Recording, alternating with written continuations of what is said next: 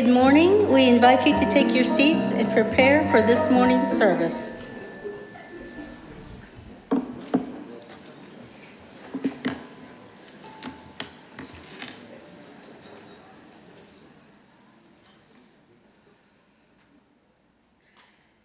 On behalf of CUUPs, welcome to the Unitarian Universalist Congregation of Columbia. I am your service leader, Christina Seal. Our minister is Reverend Stephen Robinson. You can stay connected with our community by keeping an eye on the following communications. Our recurring events are included in your order of service, but special events are also coming up. We provide an email newsletter every Thursday to keep you informed of the upcoming events. Make sure we have your email address and listen to any special announcements at the end of today's service, as we often share important news you won't want to miss.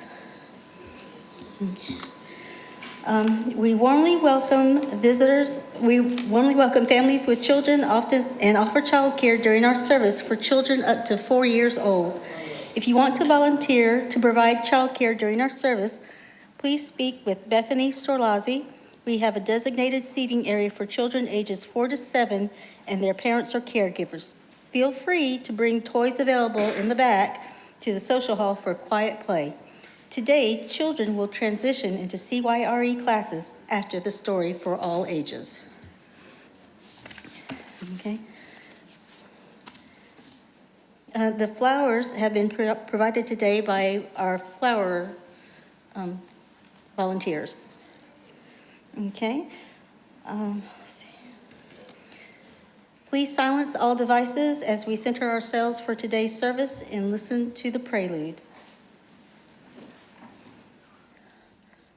This morning's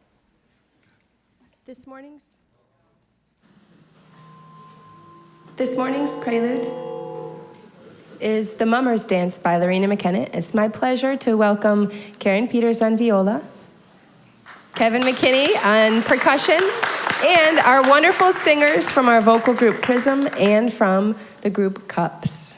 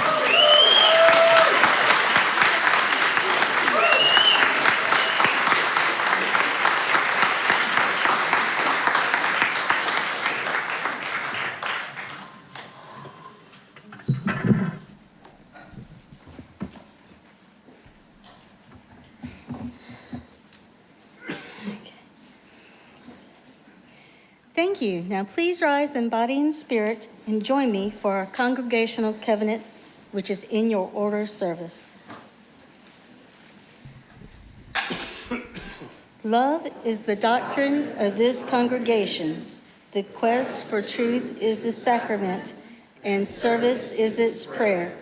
To dwell together in peace, we speak knowledge and freedom to serve others in community. Thus do we covenant with one another. Please be seated.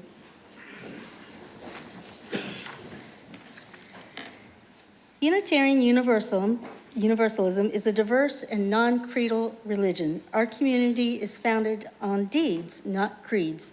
We are a covenantal religion, meaning we don't have to believe in the same in order to treat each other the same, with respect, equity, compassion, and dignity. We place love at the center of our values, embracing and welcoming all people. We are delighted to welcome our guests and visitors today. I believe Audrey Ahn will be taking the microphone. Okay. Visitors, please wait for the microphone before speaking. Share your name and where you're from when it's your turn. If you have guests, feel free to introduce them as well.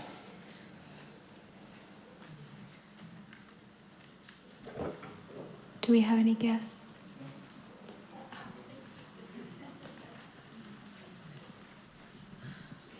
I'd like to welcome these two guests. One is my sister, Virginia, and I'll let Mark. And I'm Mark Fournier from Lexington. It's a pleasure to be here.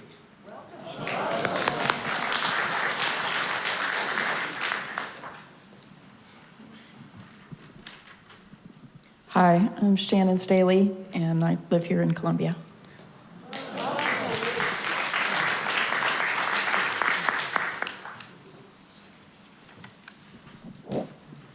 Hi, I'm Isabella Gormanson. I'm from Columbia, and I'm also here from Mercy. Hi, good morning. I'm Dewan, and I'm Isabella's support.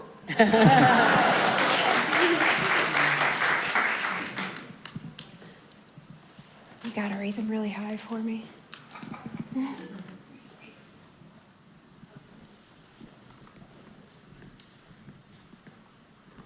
Hello, my name is Lindsay. I'm from Lexington.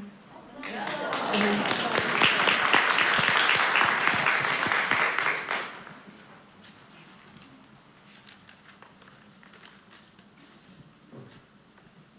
I missing anybody?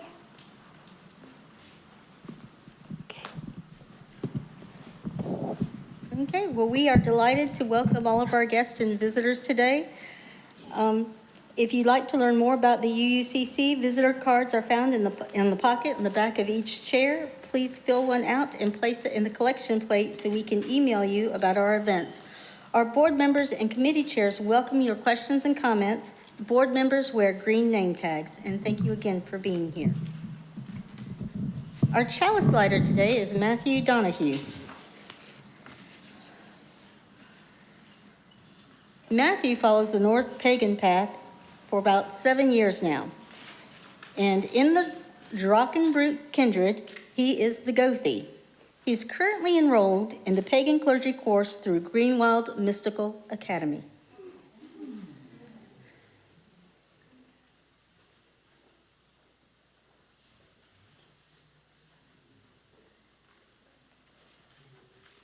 Spirit of light and life, come to us. Okay. Our opening song is Fire Song by Starhawk.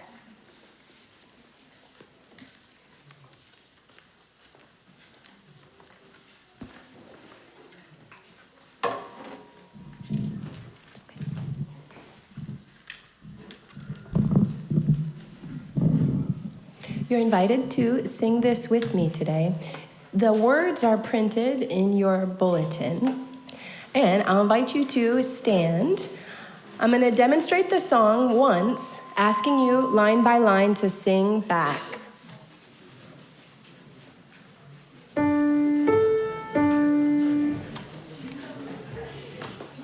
First listening, we can rise with the fire of freedom. We can rise with the fire of freedom. Truth is a fire that burns our chains. Truth is a fire that burns our chains. And we can stop the fire of destruction.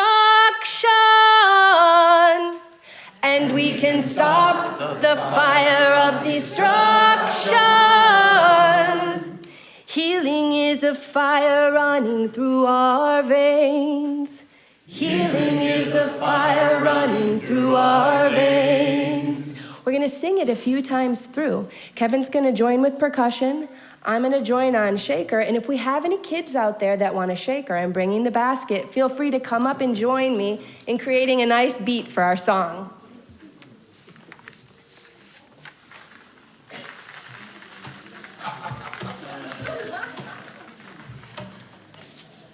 I'm not going to throw it.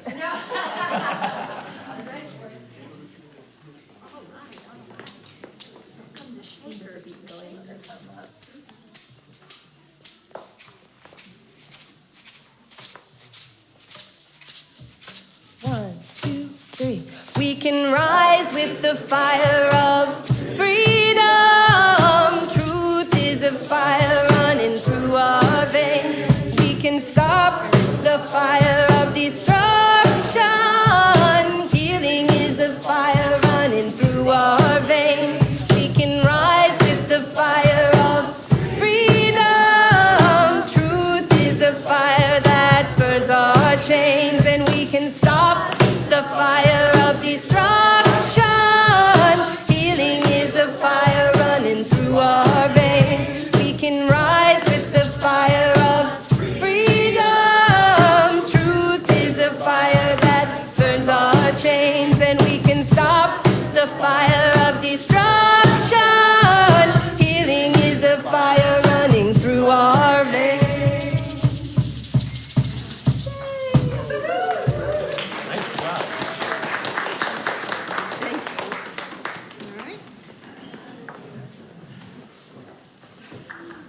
And now we invite the children to come forward for a story of all ages. The story will be read today by Miss Devin Meeks of Raya's Rising CUUPs. And for those that don't know, CUUPs stands for the Covenant of Unitarian Universalist Pagans.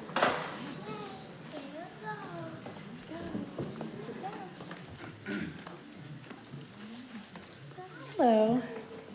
Today I'm reading I Am the One, a book of action.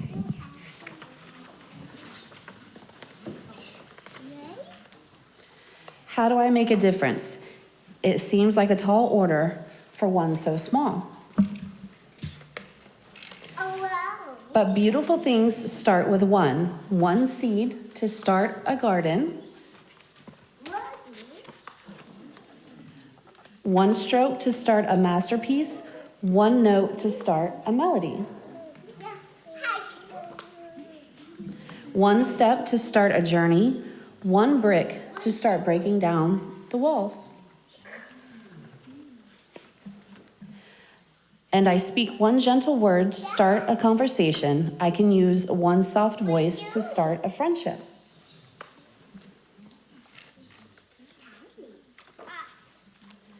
I can perform one act of kindness to start a connection. I can share one tender hug to start caring. I can light one candle to start leading the way. I can make one drop in the water to start ripples that become swells, then waves, traveling over oceans, across borders and boundaries, landing on distant shores to start a chain reaction, inspire a moment, make a change. I am one, I can take action. We are each one, and we can take action.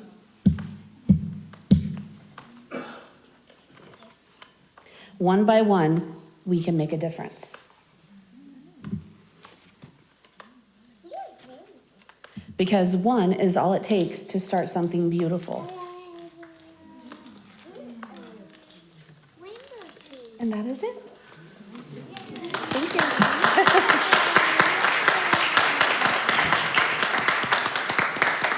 Any questions? Did you all like the story? Do you have a question?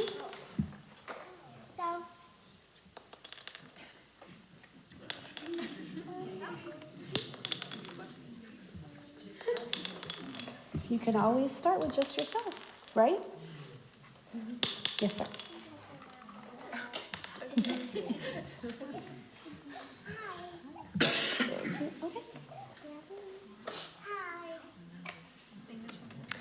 Please join me in singing the children out. The words are printed in your order of service.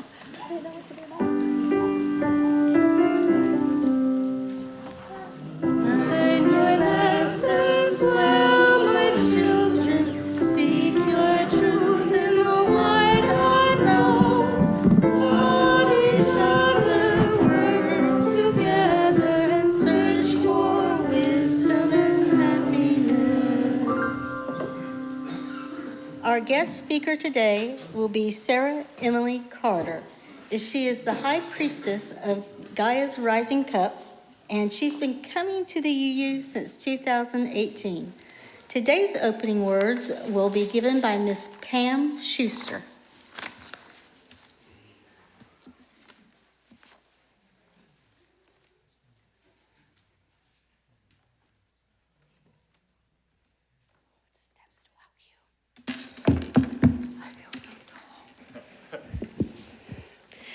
And then an unearthly and beautiful sound filled the air.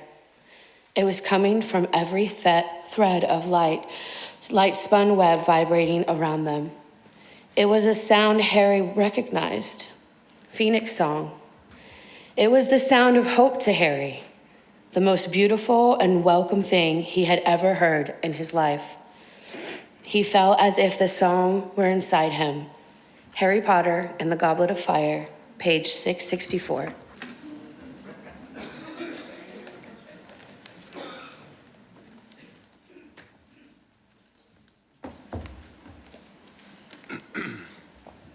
I want to start by saying we do have programming for our school-aged children this morning. If you want to let them go to the RE area back there, they're more than welcome to do that. What a pleasure it is to have a service like this that's led by one of our great organizations, one of our great groups here at the UUCC, our CUUPs group, which is our group of pagans that are connected to our congregation. And I'm so delighted, led by Sarah Emily and so many others that do such a great job as a part of this community. And I'm so glad that we have opportunities like this to have a service together to celebrate Beltane together. As we move through our service this morning, we have a time where we light candles for those concerns that we're bringing in this place and those joys as well. And so if you have a candle this morning, I invite you to come and briefly share your candle of joy or candle of concern and then place it here. I'm lighting a candle on behalf of Andy Wells. He asks that this candle be shared and lit for his wife, Kate Noel Wells, to share that she had a successful ACL reconstruction surgery this week. She's in recovery and working on moving around, and she appreciates everybody reaching out to her to see how she's doing.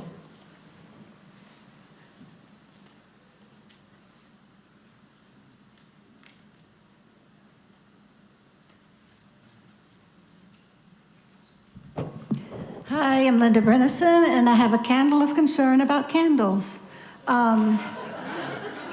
Unfortunately, we noticed in one of our meeting areas that a candle had been left burning for some unknown period of time. So if your group is leading a service and you're using a candle or candles, please remember to extinguish the candle at the end of your time together, and we really appreciate that. My second concern is for our pledge drive. I hope that everyone who hasn't sent their pledge in will send it in as soon as possible, because pledges are what keeps this place going. 90% of our income comes from your pledges. We don't have some big organization funding us. It's you guys. So those are my concerns for the day. Thank you.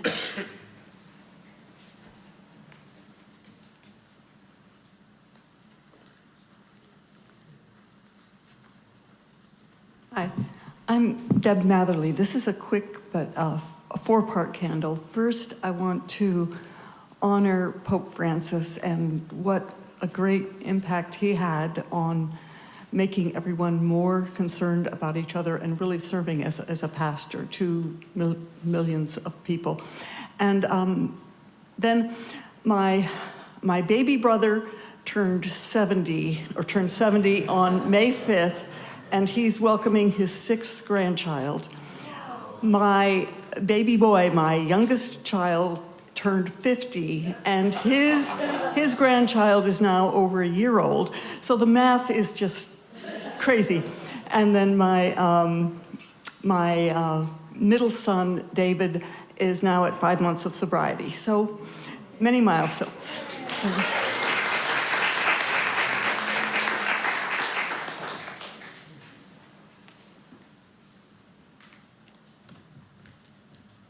Last candle that we light represents those silent joys and concerns we're holding this morning.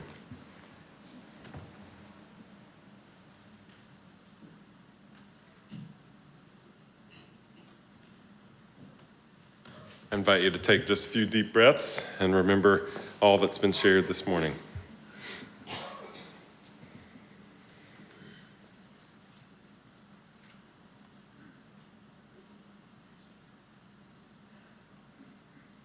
Thank you. As we prepare for our offering this morning, a reminder that our Share the Plate recipient in April is Mercy, and we have been working all month to collect funds for Mercy, and we're so delighted this morning to welcome back Isabella Gormanson to come and share about the good work of Mercy.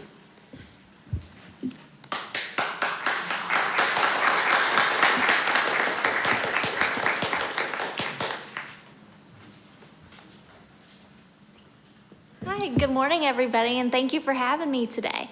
Again, I'm Isabella. I'm from Mercy. I'm a licensed clinical social worker, and I've had the opportunity to work with our wonderful patients at Mercy for 5 years now. So what I would like to share today is just kind of a reflection.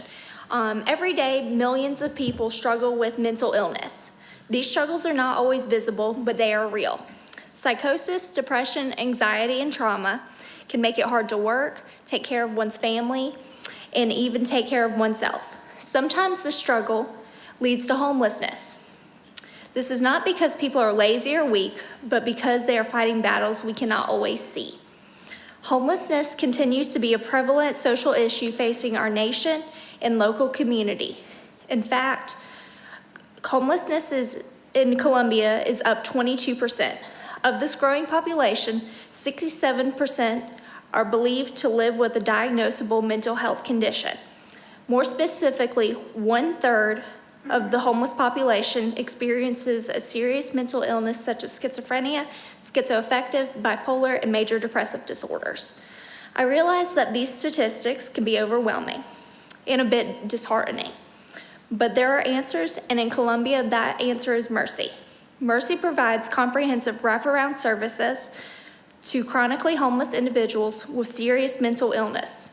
In addition to providing treatment services at no out-of-pocket cost for our patients, we provide housing, benefits assistance, and so much more. Over the course of my time working at Mercy, I've seen firsthand the difference that Mercy can have not only on the individual, but their friends, family, and the community as a whole. Thank you for considering Mercy.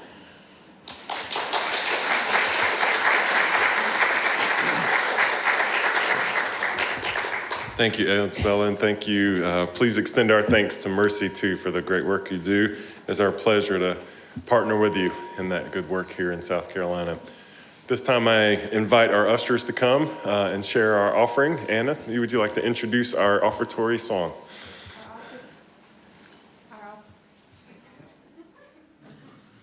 Our offertory song is Savage Daughter by Sarah Hester Ross, and I invite Christina, Audrey, Sarah Emily, and Kevin to join me.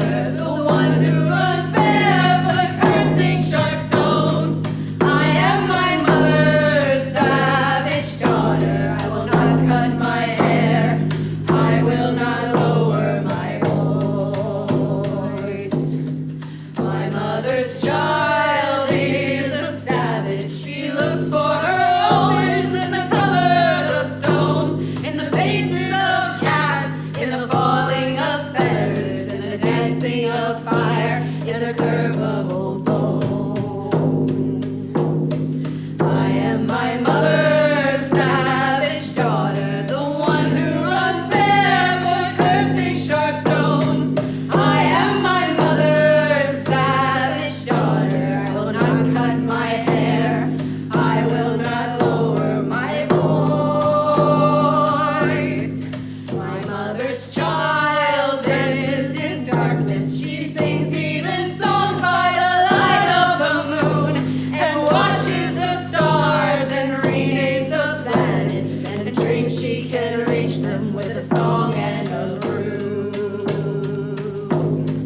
I am my mother's savage daughter, the one who runs barefoot, cursing sharp stones. I am my mother's savage daughter. I will not cut my hair. I will not lower my voice. We are all brought forth out of darkness into this world through blood and through pain. And deep in our bones, the old songs are waking. So sing them with voices of thunder and rain. We are our mother's savage daughters, the ones who run barefoot, cursing sharp stones. We are our mother's savage daughters. We will not cut our hair. We will not lower our voice.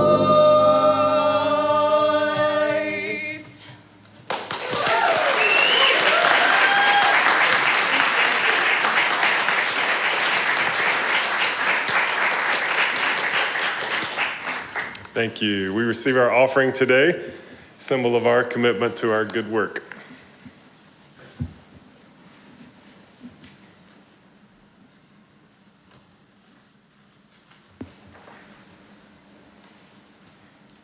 As I said earlier, we're very fortunate to have such a strong and connected CUUPs group here at the UUCC. It is one of the great joys of this congregation.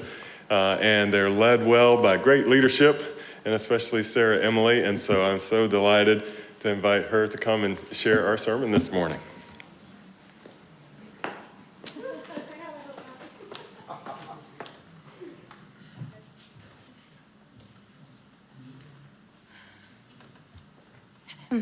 Good morning, everyone. All right, just let me get myself situated here. So, I don't know if you guys have noticed, but we're celebrating today. We're having a lot of energy, a lot of excitement. And that is due to the celebration, which is Beltane. Today we gather merrily for this annual celebration, and I'm very pleased to speak with you all today. Some of you may know, you also might not, that Beltane is a Gaelic fire festival celebrating summer's arrival, held around the 1st of May, sometimes April 30th, sometimes May 1st. It is one of the 4 major holidays on the wheel of the year. It is also one of the 4 major Gaelic fire festivals, along with Imbolc, Lunasa, and Samhain. The wheel of the year is about 4 holidays, each celebrating the turning of the wheel, or rather the change of seasons. So themes of this holiday that you may pick up on include growth, abundance, passion, and rebirth. So some associated symbolism of modern day Beltane include the archetypes of the maiden, the green man, or Herne the Hunter, maypoles, and we do have one outside for the kiddos, and of course the ambitious adults for after the service, green and flowering plants, local wildlife, and most importantly, fire and the returned sun. So the etymology of the word Beltane means bright fire. Bel means bright one. Tane means fire, and it was originally celebrated in honor of the Celtic deity Belinus. He was a god of healing, of light, health, fountains, and healing springs as well, wheels, especially the sun wheel, and cattle. Beltane originates from when the Celts were still a pastoral people. The most popular tradition was to light the Beltane fires, specifically the communal fire. Members of the community would extinguish their own hearth fires, then come together to build a communal fire together. The cattle would then be driven around the fire in procession style from cattle to swine in order to cleanse, purify, and bless the animals before being moved from their winter quarters to green pastures for grazing. The main purpose for this festival was to recall that power of the growing sun, as well as purify and cleanse the dark and dreary energies of winter. The home hearths would then be relit using that communal fire built together. Music and dancing around the flames was a part of that celebration. Joy, revelry, and fellowship are core parts of these celebrations. So let's get to Belenus specifically. He was historically worshipped by the Gauls, which is about continental Western Europe, and has himself been associated with other similar deities in other cultures, such as Apollo in Greece and Lu in Ireland. This is due to each of their strong connections to light, the sun, and healing. Belenus' ties to Apollo specifically overlap quite significantly, as Belenus is usually depicted as pulling the sun across the sky in his horse-drawn chariot. And one of the epithets of Apollo previously used was a Apollo Belenus. Sound familiar? An epithet, by the way, just for those of you who may not be familiar or just may not be pagan, is an aspect or characteristic of a deity that one would call upon. So this gives even more significance to their connection and interwovenness. Another mythological creature that has significance and an archetype connection at this time right now is the phoenix. The phoenix can be traced back to the Mediterranean in places such as Greece, Egypt, Persia, just that whole region right there. This mythological creature's size and build has been described as similar to an eagle with red and gold plumage. Some have even connected the phoenix with the Phoenicians, as they were famous for their reddish-purple dye, Tyrian purple. In early mythology, it was said that the bird would fly all the way to the temple of Helios, and that even Helios himself would have to stop and listen to the beauty of phoenix song. A 4th century poet, Claudian, helps us to shape our understanding of the phoenix. He writes that when the phoenix grew old and weary, he built himself a pyre and he prayed to Apollo for strength and for vigor, offering himself as the sacrifice. Pleased by this offering, Apollo allowed the phoenix to be reborn in the pyre, returning to youth and to full strength. Therefore, it's no surprise that we see the phoenix associated with the sun and that element of fire and the theme of rebirth through flames. Not only are their aspects similar, but the phoenix and Apollo also have sacred connections with the date palm, which was both Apollo's sacred tree and the phoenix's nesting place in mythology. Even now, if you look it up, the scientific name of the date palm is Phoenix dactylifera. As the Mediterranean world evolved and Christianity took root, the sacred nature of the phoenix was easily translated.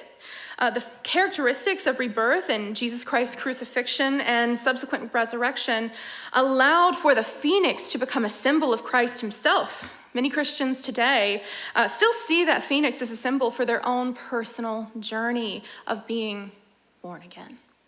And we just had that other holiday. What's it called? Oh yeah, Easter. So also falls in line with the timeline.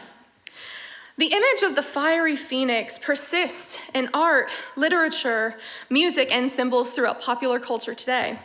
So specifically in literature, in the popular children's book series Harry Potter, the phoenix can be found as both a character and an idea. But before I continue, I must make it abundantly clear that the divisive rhetoric that author J.K. Rowling has been espousing is unacceptable, and it is harmful. The story of Harry Potter has become ingrained in generations of children and even their own children that it has now passed into the public sphere. However, we still can take that lesson with us while seeing her plainly. Back to the story. Fawkes the Phoenix is Headmaster Dumbledore's bird and is first introduced in the second book, Chamber of Secrets, and is a pivotal part of the plot of that book. As 12-year-old Harry fights the dark wizard and antagonist, Voldemort, alone in the Chamber of Secrets, Fawkes the Phoenix comes to the rescue, bringing the sorting hat that contained the sword of Gryffindor. The Phoenix then revitalizes Harry again in the fourth book, Goblet of Fire, when he and Voldemort are dueling one another. Revisiting the opening words, which is what this references to, the Phoenix song escapes the connected wands and creates a shield around Harry. Visions of his deceased parents and loved ones spring out, holding back Voldemort and allow him to escape. The fifth book, The Order of the Phoenix, it's literally in the title, describes the aftermath of Voldemort's return and the secret organization, the Order of the Phoenix, which fights against him returning to power. The Ministry of Magic, which is the British wizarding government, denies these claims that Harry makes that Voldemort returned to power and instead decides to smear him in the media.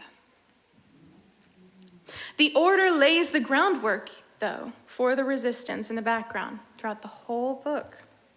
They eventually save Harry and his friends after Voldemort and his followers break into the Ministry of Magic after him.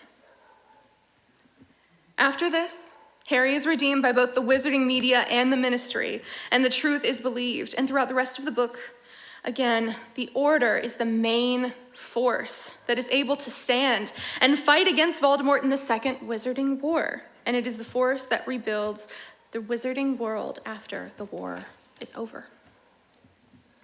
Another example is in Ray Bradbury's Fahrenheit 451. The book's inception began with his short story, literally titled Bright Phoenix, which tells of a librarian who confronts a book burner who came to burn down his library. In Fahrenheit 451, Ray Bradbury tells the story of a postmodern society where the firemen, the authority, are the book burners. The main character, Montag, is one of these firemen. And his perspective on the world begins to change when he encounters his new free-thinking neighbor, Clarice. She starts to open his mind and his whole world to possibilities and imprints in him a thirst for knowledge.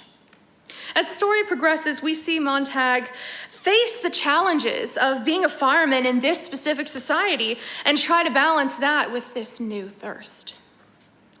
Eventually, though, his own crew, the people he knew, that he worked with, that he trusted, is called to his house to burn it down.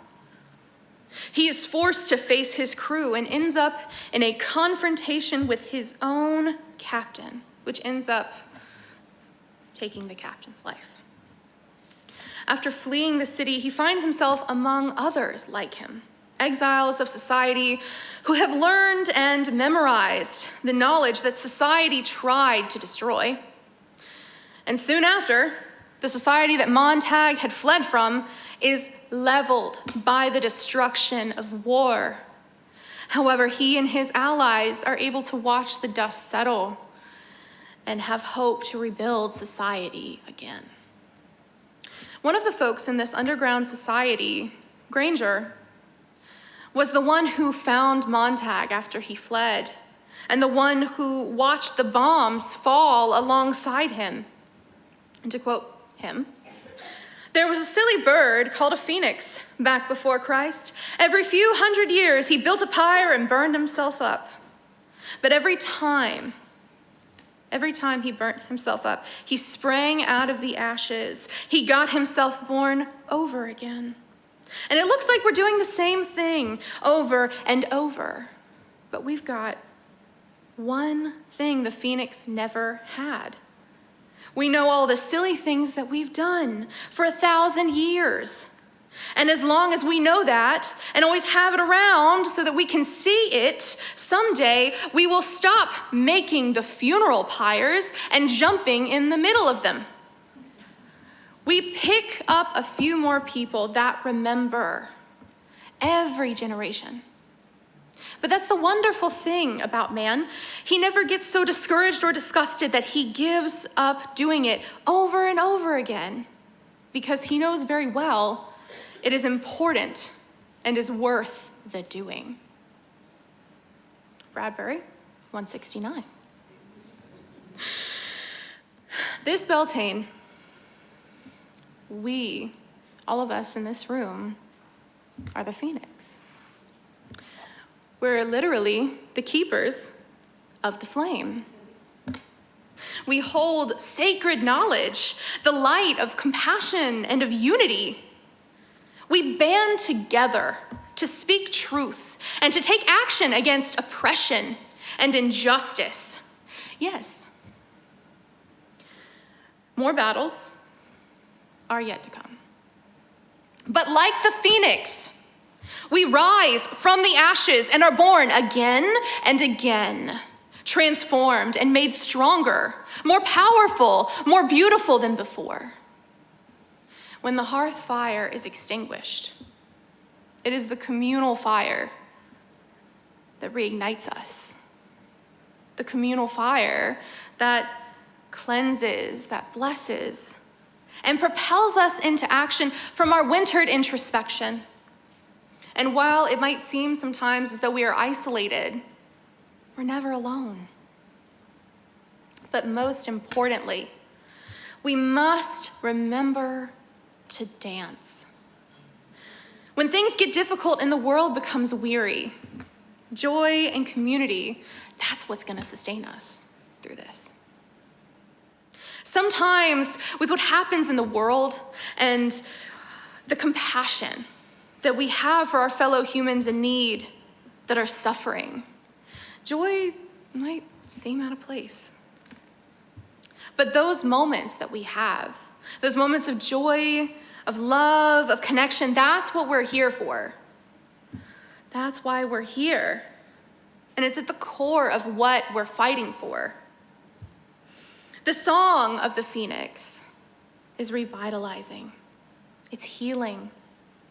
It gives us the strength to go on, to keep rebuilding, because what we are doing is worth the doing. So today, I leave you all with a quote from the end of the film adaptation of The Order of the Phoenix. Even though we've got a fight ahead of us, we've got one thing Voldemort doesn't have. And that's something worth fighting for. Thank you.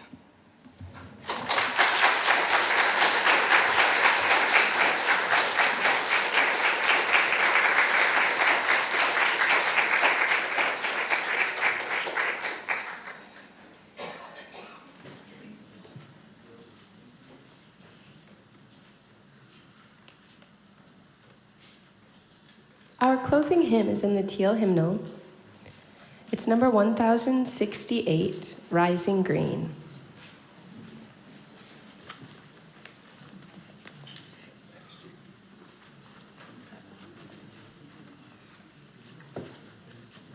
I invite you to stand in body or spirit to join in singing.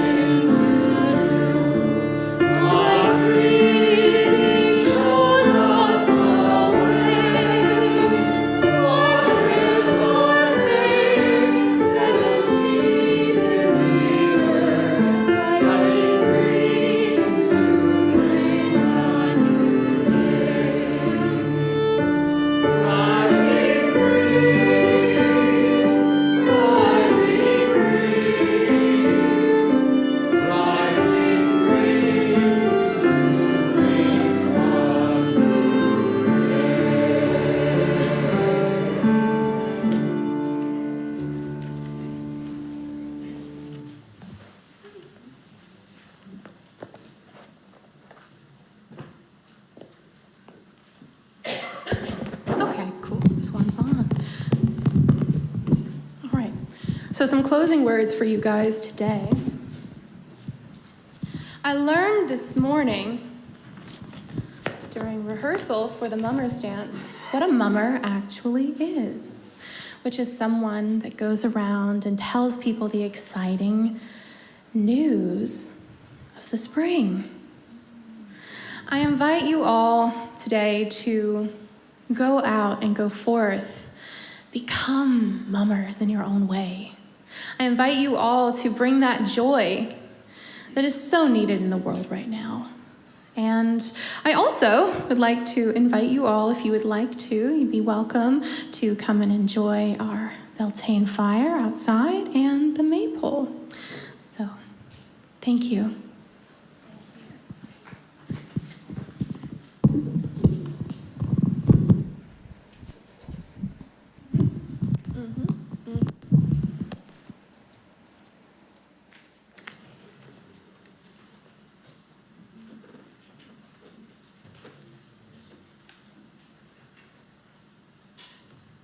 Okay, everybody, please join me in singing our prelude, the benediction, I'm sorry.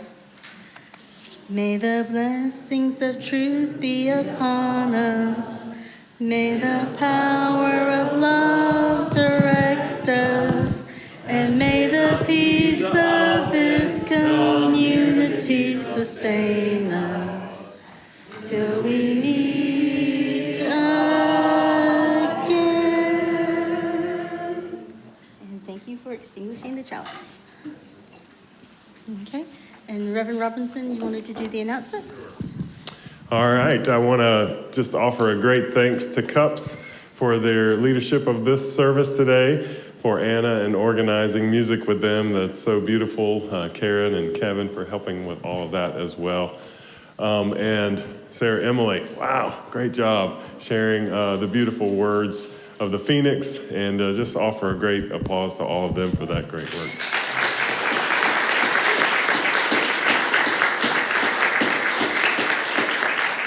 You all are responsible for being mummers as you go out and you're carrying that Phoenix flame. I feel inspired today to continue the fight. So thanks so much for that. We have a couple of announcements. One, if you're interested in being a delegate to the UUA General Assembly, then please contact either Cindy or myself, or contact the Denominational Relations Committee for that. And the last announcement is we do, speaking of the mummer, sharing the good news of spring, our Finance Committee is going to share a budget preview, and it is an experience of the Phoenix rising out of the ashes every year as they do that, for sure. So any news on that or any instructions for that, Jim, that you want to share? All right, 15 minutes right back here if you would like a preview of the budget for the next year. So you have two alternatives: budget preview, Beltane fire, or maypole. Make your choices wisely.